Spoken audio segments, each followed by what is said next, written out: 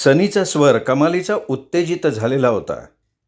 सनी phone करण्याऐवजी स्वतःच विजयच्या समोर येऊन उभा राहिला होता. काय झालं सनी? त्याच्या चेहऱ्याकडे बघत विजयने विचारलं. विजय, सनी त्याच उत्तेजित स्वरात म्हणाला. अरे ही पोरगी स्वतः तर मरेलच, पण बरोबर आपल्यालाही घेऊन मारणार ती. अरे कोण? अरे दुसरी कोण? तुझी ही आशाबाई. का काय झालं? अरे नर्सिंग होममधनं भैयासाहेबांना पळवून नेणारा बाबूराव नाईकच आहे. त्यांना पळवून नेणारी तुझी ती आशा आहे. तिने भैयासाहेबांना तिथनं पळवलंय. सनीने बॉम्बगोळाच टाकला. काय? हे ऐकून विजयही हादरला होता. अरे हो, फार बारकाईनं चौकशी केली मी, संशयाला जागाच नाहीये. नेमकं काय झालं सांग. काल रात्री 8च्या सुमाराला ती आशा दयाळ नर्सिंग होममध्ये गेली होती. तिथल्या पहारेकऱ्याला पटवून तिने डॉक्टर दयाळची भेट घेतली. आपण अत्यंत गरजू असून आपल्याला इथे एखादी छोटी मोठी नोकरी द्या अशी त्यांना विनंती केली. त्यासाठी तिने डॉक्टरला बऱ्याच थापा मारल्या. स्वतःबद्दल त्याच्या मनात सहानुभूती निर्माण केली. आशाच्या सुदैवाने म्हण, नेमकी त्याच दिवशी नर्सिंग होममधली एक नाईट ड्युटीची नर्स अचानक नोकरी सोडून निघून गेली होती. त्यामुळे डॉक्टरांना ताबडतोब अशी एखादी नर्स हवीच होती. त्यांनी जुजबी चौकशी करून लगेच आशाला कामावर घेतलं. तिला नाईट ड्युटी देऊन टाकली. आशाची ड्युटी रात्री 10 ते सकाळी 7 वाजेपर्यंत होती. रात्रीतून 2-3 वेळा डॉक्टरांनी राऊंड मारून तिच्या कामाची पाहणी केली होती. आशा अगदी मन लावून काम करत होती. त्यानंतर डॉक्टर आपल्या क्वार्टरमध्ये झोपायला गेले.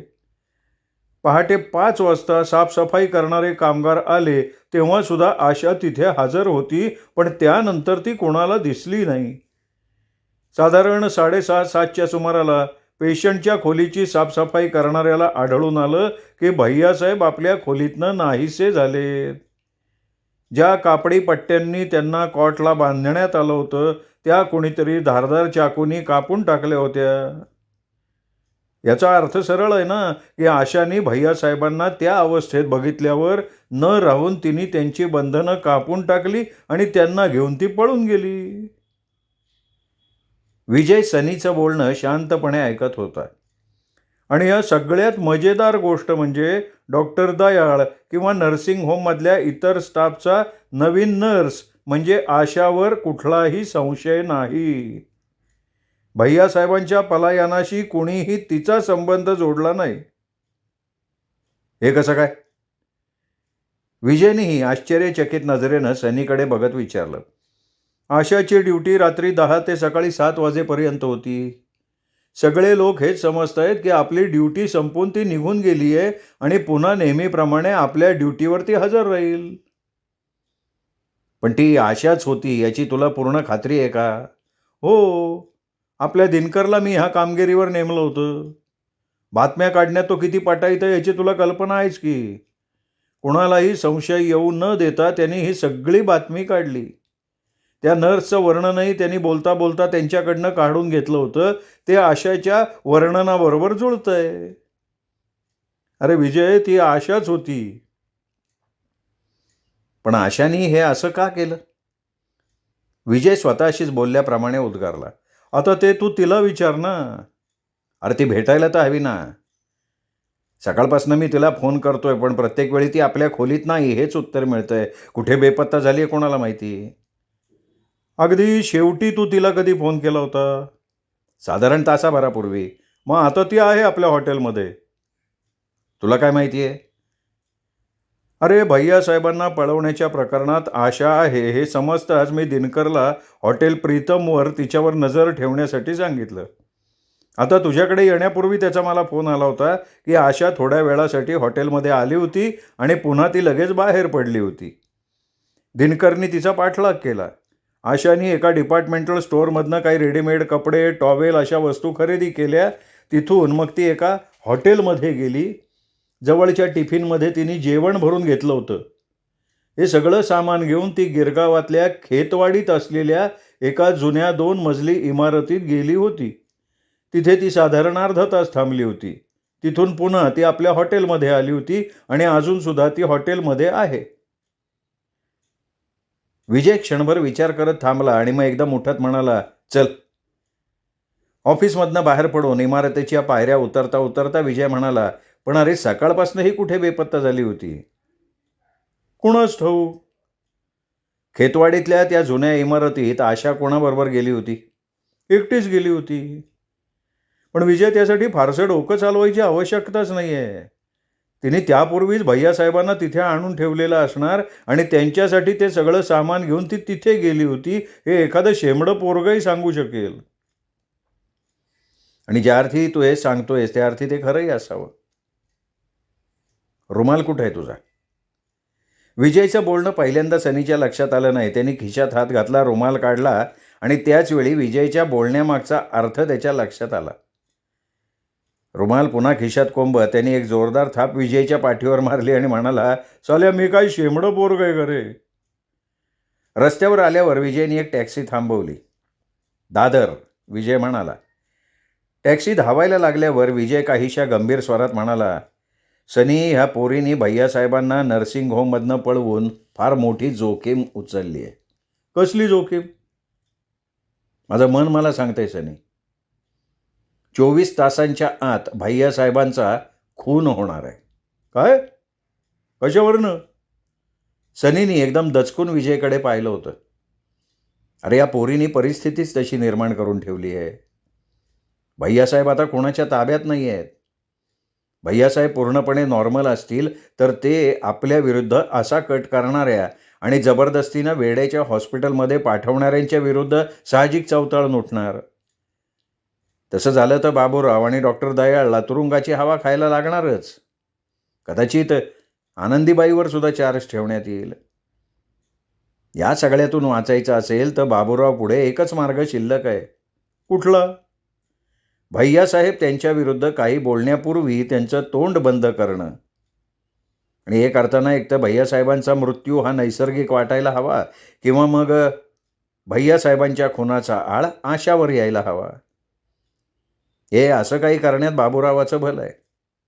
माझा तर असा अंदाज आहे, भैयासाहेब नर्सिंग होममधनं गायब झालेत हे समजताच बाबूरावसुद्धा त्यांचा शोध काढण्यासाठी बाहेर पडलेला असणार. पण मला एक कळत नाही आहे, भैयासाहेब जर खरोखर वेडे नाहीत तर ते नर्सिंग होममधनं सुटताच लगेच पोलिसांच्याकडे का नाही गेले? त्यामुळे त्यांना पोलीस संरक्षण मिळालं असतं आणि बाबूरावाचा बंदोबस्त झाला असता. पण कदाचित त्यांना देण्यात येणाऱ्या औषधाचा प्रभाव अजूनही त्यांच्यावर असावा. अशा अवस्थेत पोलिसांच्याकडे गेलो तर पोलीस आपल्या शब्दावर विश्वास ठेवणार नाहीत आणि मग कदाचित पुन्हा वेडा समजून आपली रवानगी हॉस्पिटलमध्ये करतील अशी त्यांना भीती वाटत असणार. म्हणून नॉर्मल व्हायची वाट बघत त्यांनी लपून राहण्याचं ठरवलेलं असावं. अर्थात आत्ता मी जे काही सांगितलं तेवढा विचार करण्याची भैयासाहेबांची अवस्था नसणार असा विचार आशानीच केलेला असणार आणि म्हणून तिने त्यांना लपवून ठेवलेलं असावं. 2-3 तासासाठी या पोरीनं हातात आलेली केस बिघडवून टाकली आहे. विजय खरोखर मनापासून हळहळत म्हणाला होता. कोर्टाने भैयासाहेबांच्या मेडिकल चेकअपचा दिलेला आदेश तिला माहिती नव्हता? नाही, नव्हता ना. तेच सांगायला मी तिला फोन केला होता, पण ती त्यावेळी भेटली नाही. ते तिला माहिती असतं तर हा पुढचा वेडेपणा तिने केलाच नसता.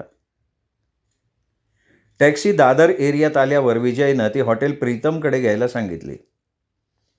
हॉटेल प्रीतमच्या समोर टॅक्सी थांबताच विजय आणि सनी खाली उतरले.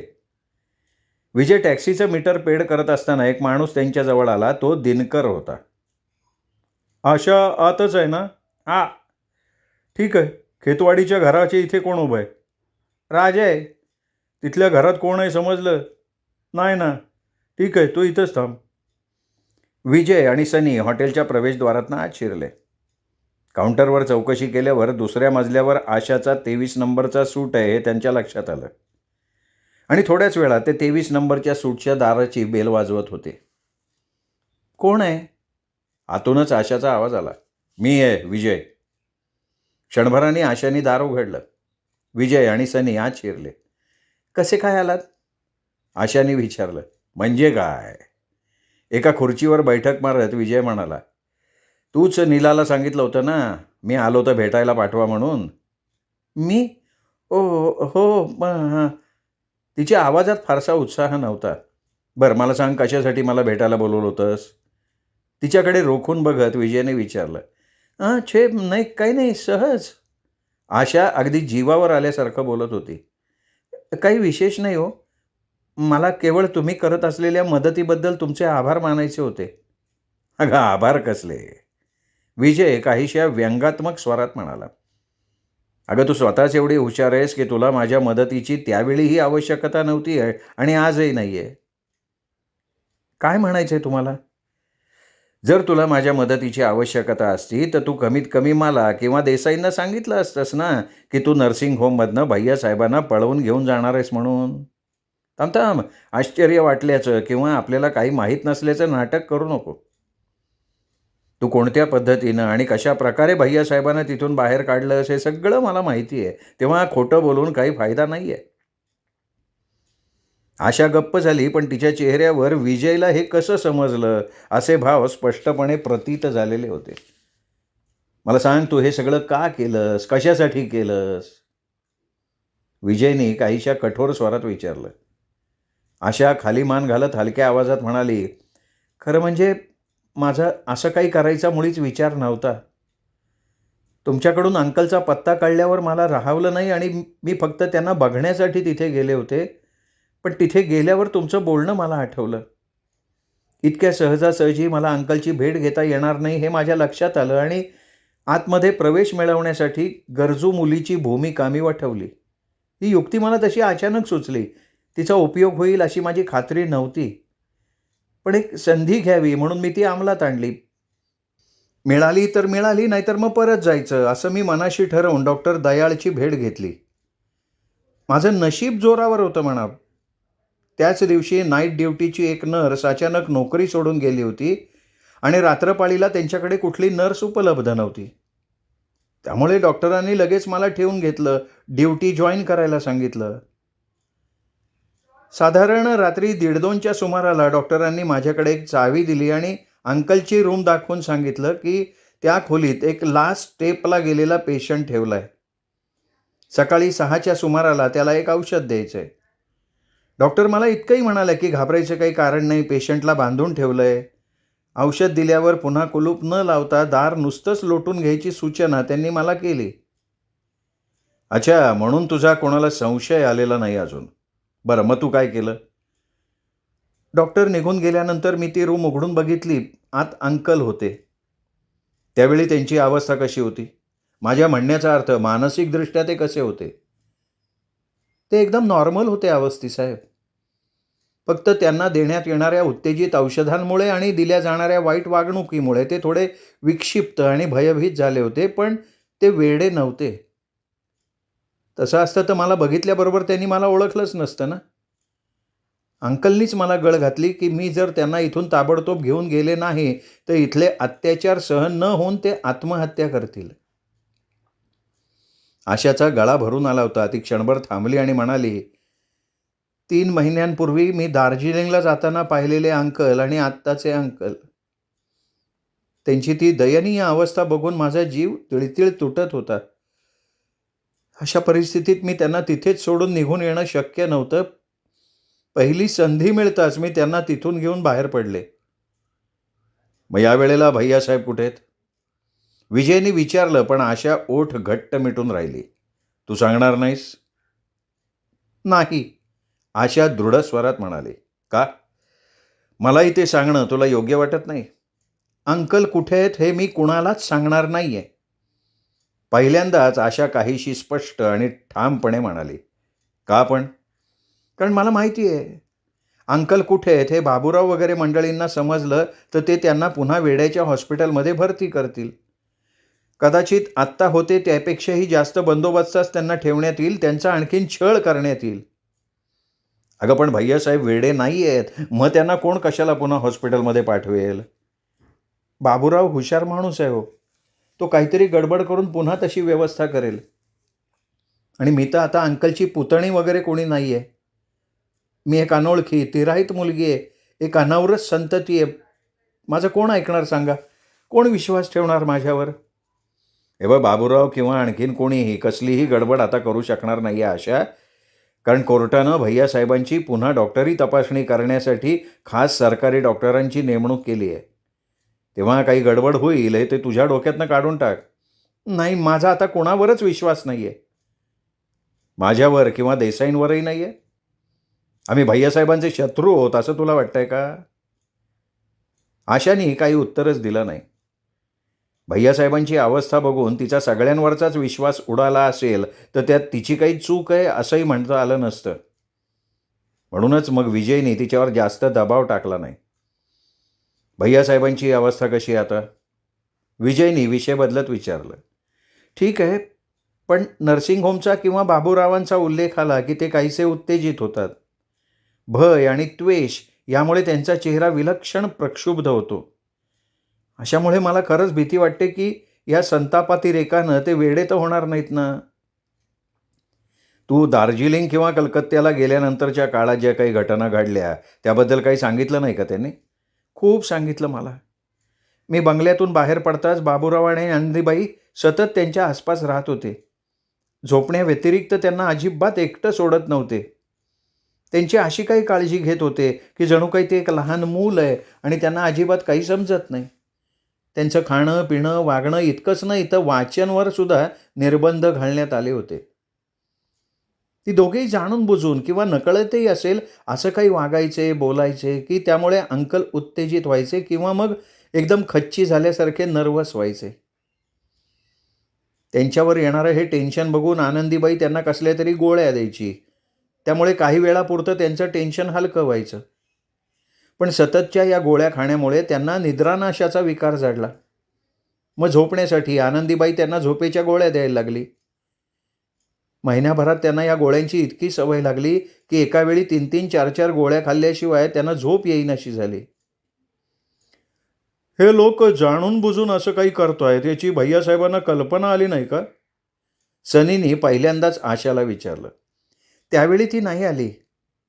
त्यांच्या ह्या उत्तेजित होण्यामागचं किंवा नर्वस होण्यामागचं कारण सांगताना आनंदीबाई अंकलला समजवायची की माझ्या ह्या सततच्या सहवासाची त्यांना सवय झाली आहे त्यामुळे त्यांना असं होतंय. अंकलही मग मनातल्या मनात ते मान्य करायचे. आनंदीबाई हळूहळू झोपेच्या गोळ्यांचं प्रमाण वाढवत होती. मग अचानक एकदा अंकलच्या लक्षात आनंदीबाई आणि बाबूरावांचा नेमका डाव काय असावा ते आलं. आणि तेव्हाच त्यांनी ताबडतोब मला बोलवून घेण्यासाठी ते पत्र पाठवलं. आणखीन खबरदारी म्हणून माझ्या नावे 1,80,000चा चेक पाठवला. पण ते पत्र मिळून मी मुंबईत येण्यापूर्वी आणि अंकलला स्वतःच्या सुरक्षिततेचा उपाय सापडण्यापूर्वी बाबूरावांनी त्यांना वेडा घोषित केलं, कोर्टात नेऊन उभं केलं. त्या 2-3 दिवस अगोदरपासून त्यांच्यावर वेगवेगळ्या औषधांचा मारा करण्यात आला होता. शिवाय त्यांना मेंटली जबरदस्त टॉर्चरसुद्धा करण्यात आलं होतं. त्या प्रचंड मानसिक दडपणाखाली असताना त्यांना कोर्टात उभं करण्यात आलं होतं. म्हणून कोर्टाच्या कुठल्याही प्रश्नाला अंकल व्यवस्थित आणि सुस्पष्ट उत्तर देऊ शकले नाहीत. त्यांची अवस्था काहीशी विक्षिप्तपणाकडे झुकल्यासारखी झाली होती. कोर्टाने फक्त तेवढंच पाहिलं आणि त्यांना वेडा म्हणून घोषित केलं. बाबूरावाची चाल यशस्वी ठरली. बाबूरावाच्या म्हणण्याप्रमाणे तू त्यांची सख्खी पुतणी नाहीस तर मंगला नावाच्या एका मोलकरणीची अनवरस मुलगी आहेस ही गोष्ट तू सांगितलीस भैयासाहेबांना? सांगितली, पण अंकल म्हणतात बाबूराव मूर्ख आहे आणि असल्या प्रकारच्या कुठल्याही गोष्टीपासून मला संरक्षण मिळावं म्हणून त्यांनी आपली सगळी स्थावर आणि जंगम मालमत्ता एका मृत्यूपत्राद्वारे माझ्या नावे केली आहे. कुठे आहे ते मृत्यूपत्र? आहे माझ्याजवळ. बघू. आशा क्षणभर घुटमळली. मग तिने बेडखाली असलेली एक सुटकेस पुढे ओढली, उघडली. सुटकेसच्या तळाशी व्यवस्थित एका खाकी रंगाच्या लिफाफ्यात ठेवलेलं भैयासाहेबांचं मृत्यूपत्र काढून विजयच्या हातात दिलं. विजयने ते मृत्यूपत्र वाचलं. मग ते सनीच्या हातात देत त्यांनी आशाला विचारलं, साक्षीदार म्हणून याच्यावर सह्या कोणाच्या आहेत? बंगल्यात कामाला असणाऱ्या आमच्या 2 अत्यंत विश्वासू नोकरांच्या. पण आता ते तिथे नोकरीला नाही आहेत. मी कलकत्त्याला गेल्यानंतर 8 दिवसातच बाबूरावने त्यांना नोकरीवरनं काढून टाकलं होतं. तू त्यांना घेऊन भैयासाहेबांकडे गेली होतीस? नाही. अंकलनी मृत्यूपत्र तयार केल्यावर मी ते घेऊन त्यांच्याकडे गेले होते. अशा साक्षीदारांच्या अशा प्रकारे सह्या घेण्याची ही पद्धत आहे ना, ही पद्धत बेकायदेशीर आहे. असेल हो, पण ते अतिशय प्रामाणिक आणि एकनिष्ठ नोकर आहेत. भैयासाहेबांबद्दल त्यांच्या मनात प्रचंड आदर आहे. कोणी विचारलं तर ते हेच सांगणार की आम्ही भैयासाहेबांच्या समोर मृत्यूपत्रावर सह्या केल्या आहेत आणि भैयासाहेब त्यावेळी मानसिकदृष्ट्या पूर्णपणे नॉर्मल होते. विजय काही क्षण गप्प राहिला, मग उठून उभा राहत म्हणाला, चल. कुठे? आपण भैयासाहेबांना भेटायला जाणार आहोत. नाही नाही, भैयासाहेब कुठे ते मी इतक्यात कुणाला सांगणार नाही आहे. तू सांगू नकोसच ग, मी तुला त्यांच्याकडे घेऊन जाणार आहे. तुम्हाला माहिती आहे अंकल कुठे आहेत ते? हो. शक्यच नाही. तुम्ही ते माझ्याकडनं काढून घेणार असाल, पण अंकलचा पत्ता लागणं कुणाला शक्य नाही आहे. आशा, इथेच तू चुकती आहेस. तू तुझ्या परीने खूप सावधगिरी बाळगण्याचा प्रयत्न केलास, त्याबद्दल मला तुझं कौतुकही वाटतंय, पण असल्या प्रकारात तू अजून फार कच्ची आहेस. भैयासाहेबांना गिरगावातल्या खेतवाडी भागात एका जुन्या इमारतीत तू ठेवलंयस हे मला माहिती आहे. आशाच्या तोंडून एक दुःखद चित्कार बाहेर पडला. आपण एवढी सावधगिरी बाळगूनही भैयासाहेबांचा ठाव ठिकाणा इतक्या सहजासहजी विजयला समजला हे बघून ती कमालीची निराश झाली होती. आपल्या मनातल्या या प्रचंड निराशेला वाट करून देण्यासाठी तिने आपलं तोंड दोन्ही ओंजळीत झाकून घेतलं आणि डोळ्यातल्या अश्रूंना मुक्तपणे वाट करून दिली. सनीने विजयकडे बघितलं. विजयने त्याला हाताने थांबायची खूण केली. आशाला त्यांनी मनमोकळेपणानं रडायला दिलं. तिचा आवेग ओसरण्याची वाट बघत दोघेही स्तब्धपणे बसून राहिले. बऱ्याच वेळानं आशाचा आवेग ओसरला. आशाने स्वतःला थोडं सावरलंय हे बघितल्यावर विजय हळुवार आवाजात तिला समजावत म्हणाला, आशा, यावरून तू कल्पना कर. अगं, भैयासाहेबांचा ठाव ठिकाणा आम्ही शोधून काढलाय म्हटल्यावर बाबूरावला अशक्य आहे का ते? अगं, तो सुद्धा भैयासाहेबांना शोधण्यासाठी आकाश पाताळ एक करत असेल. आशाच्या चेहऱ्यावर भयाची एक लहर चमकून गेली. म्हणूनच मी तुला म्हणतोय, भैयासाहेब तू समजतेस तसे अजूनही पूर्णपणे सुरक्षित नाही आहेत. बाबूरावने त्यांना शोधून काढायच्या अगोदर आपण त्यांच्या सुरक्षिततेची आणखीन काळजी घ्यायला हवी आहे. आशा काही बोलली नाही. तिची स्थिती खरोखर चमत्कारिक झाली होती. येतेयस ना? विजयने पुन्हा तिला विचारलं. ठीक आहे, येते मी. आशा उठून उभी राहत म्हणाली. श्रोते हो, हा होता सुरेश वैद्य लिखित आघात या कादंबरीचा 7वा भाग. 8वा भाग ऐकण्यासाठी उद्या भेटूयात दीपक रेगे कथाकथन चॅनलवर. नमस्कार.